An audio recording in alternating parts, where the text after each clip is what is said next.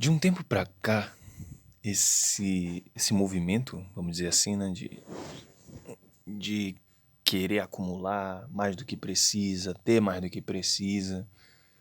O movimento da riqueza, né? Ei, bora todo mundo enriquecer, bora fazer dinheiro.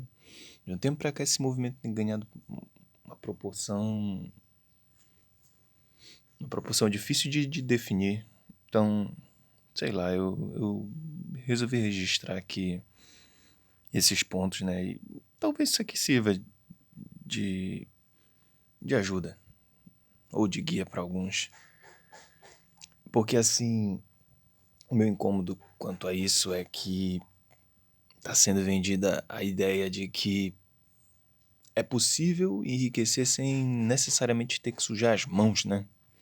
Que é possível enriquecer simplesmente jogando limpo, por assim dizer.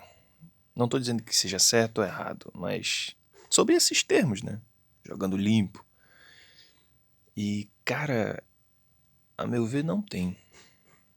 A meu ver, simplesmente não tem.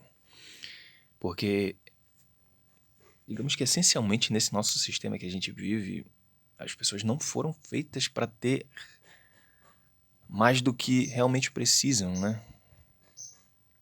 Porque, vê bem, simplesmente não de um jeito que a gente considera tradicional, né? Com emprego e tudo, simplesmente não tem como acumular mais do que precisa. Não era para ter como, né? Mas aí algumas pessoas em diferentes momentos da história, mesmo hoje, inclusive, descobriram falhas nesse sistema. Então, surgiu, né, esse conceito errôneo de acúmulo de riqueza. Entender desse ponto em diante que só tem três formas de acumular capital, além do que realmente é necessário ter. Tipo, ter as contas da casa paga, né? Ter comida na geladeira, né? Nas, ter o armário cheio. Tá bem vestido, tá todo em dia e ainda ter 15, 20 mil na conta. Para chegar nesse ponto, existem só três maneiras possíveis. A primeira delas é enganar pessoas. A segunda dela é superfaturar um produto. E a terceira, explorar o trabalho alheio. Enganar pessoas seria o quê? Enganar pessoas seria o tigrinho, né? O tigrinho, o jogo do bicho, as bets. Embora o percentual a porcentagem, né, de ganhar de cada jogador varie de plataforma para plataforma, de site para site, na média, se fosse arredondar tudo isso, na média, a chance da banca é sempre muito maior do que a do jogador. Então, em resumo, tá sendo enganado, porra. Tá sendo enganado e é isso. Então, um exemplo de enganar pessoas são as casas de aposta, né? São os jogos de azar. Por quê? Porque a chance da banca ganhar é sempre muito maior do que a do jogador. E se não fosse, nem faria sentido ter, né, isso. A segunda forma seria superfaturar um produto. O que seria superfaturar um produto? Pode ter pessoas perguntando. Superfaturar um produto é o seguinte, é você gastar R$ 5 para confeccionar algo, produzir algo, né? E vender esse algo produzido e confeccionado a 30, R$ 40. Mas aí tu pergunta, mas o que tem de errado nisso? Não tem nada de certo e nada de errado. A questão é que está sendo superfaturado. Se o intuito de fato fosse simplesmente gerar riqueza a partir daquilo, por que R$ 1 não seria suficiente? Se você gastou 5, por que R$ 6 não seria bom? Por que R$ 7 já não seria bom? Por que R$ 5,01 não seria bom? Eu sei por que não seria, né? Porque na média esses valores são insignificantes, irrisíveis, né? Mas acho que deu para entender. Gastar pouco e superfaturar. Superfaturar o lucro. Ó, um exemplo. O pessoal que vende hambúrguer. Não sei se são todos, mas por aqui pela minha área Se os caras gastar 8, eu ainda tô jogando alto, 8, 6 reais num hambúrguer, pronto, é muito. E esses caras vendem esse mesmo hambúrguer a 25, 30, 40 conto. Cara, eu já vi hambúrguer de 50 pau. Eu sei que os preços e os gastos aumentam, mas na média a proporção é superfaturada. Outra coisa, pizza. Pizza, porra, mano. A massa pré-cozida, tem uma galera aqui que prepara essas massas pré-cozidas e... Enfim, o preço é... E, mano, o que é posto na pizza, né? Os ingredientes é medido em grama. Em grama. E a pizza é 40 conto, 50 conto. Tem pizza de 70 conto. Então, tá, tem os custos de operação, né? Tem os funcionários que tem que pagar, tem o maquinário que é caro. Mas na média, convenhamos, é uma coisa superfaturada. Isso que eu tô usando o exemplo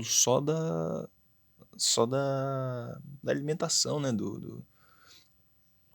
Das pessoas que trabalham no ramo de alimentação, que é um ramo, goste ou não, admito ou não, superfaturado. Quem vende bolo superfatura, porque o trigo é barato pra caramba, né? Então, tem custos, tem custos. Eu sei que não é uma coisa tão ideal assim quanto parece, né? Mas não muda o fato que é superfaturado. E se não fosse superfaturado, não seria benéfico fazer. Então, superfaturar é o segundo caminho. O terceiro é explorar o trabalho alheio. O que seria explorar o trabalho alheio? É basicamente o CLT, né? É basicamente o CLT. Mas é o que tu me pergunta, como assim, cara? Como assim explorar, sendo que... Porque assim, cara, entende uma coisa. A empresa, a empresa, ela não te contrata sem a certeza de que ela vai lucrar muito na tua costa, né? Então, imagina assim, imagina esse cenário.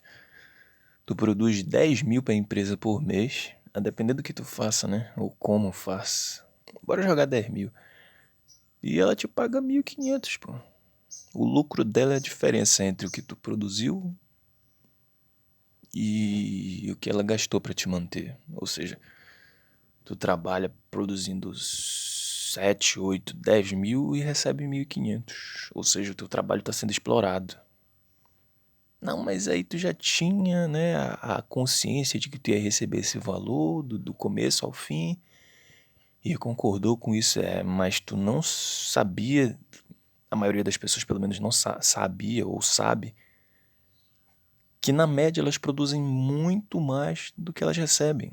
E tem que ser assim, porque a empresa tem gastos e custos. É por isso que o... É por isso que o...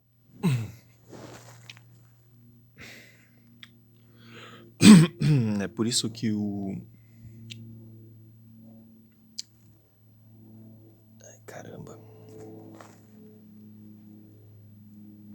Pois é. A empresa tem gastos e custos com o funcionário, né? Então tem que ser desse jeito. Tem que ser desse jeito. As coisas pedem pra ser assim. Então... Então, assim, entende que tu trabalhando como funcionário para uma empresa, seja de carteira assinada ou não, a empresa vai ter que lucrar na tua costa, ela vai ter que direta e indiretamente explorar o teu trabalho. Não faz sentido contratar alguém que não se pague e gere lucro para a empresa. Essa é a lógica do capitalismo. Não faz sentido contratar alguém que não gere lucro e que não se pague. Porque se a pessoa não gerar lucro, ela vai estar só, né, só, digamos assim, ocupando um espaço, só sendo mais um peso para a empresa. E se não se pagar, o dinheiro tem que sair do meu para te pagar. E não é assim que se produz riqueza, né? Bom, acho que era isso que eu queria dizer. Esse movimento, né, de enriquecer e, né, fazer dinheiro e luxar e... Mano, Isso aí é insustentável. Na média, a vida das pessoas vai se tornar um inferno por conta disso. Porque se todo mundo adotar essas 3 medidas aí, que eu acabei de citar, essas 3 formas, que se pararem para pensar é o que está acontecendo, meio que tá todo mundo querendo ficar rico. O preço das coisas vai disparar, porque nego geral vai tentar superfaturar em cima das coisas. O preço da carne é superfaturado, né? E é uma coisa essencial. Então, mano, vai ficar um negócio meio cagado de se viver. Vai estar geral tentando enganar uns os outros, né? Porque é muito mais fácil enganar as pessoas do que ter que trabalhar 30 dias pra ganhar um salário. Então, vai ficar muito cagado, cara. Mas, apesar disso, eu fixo meu ponto. Não tem como enriquecer dessas 3 formas. Sem essas três formas, né, dizer assim. Sem esses 3 conceitos. Porque basicamente é o capitalismo essencial, né, cara? É o capitalismo essencial. É propriamente falando a humanidade mais essencial de todas. É o cara que não liga pra nada a não ser a própria sobrevivência e tá disposto a fazer qualquer coisa pra se manter vivo. Então, eu deixo registrado aqui isso. Talvez sirva pra alguém, talvez abra os olhos de alguém, talvez torne o mundo um lugar melhor, talvez pior. É isso.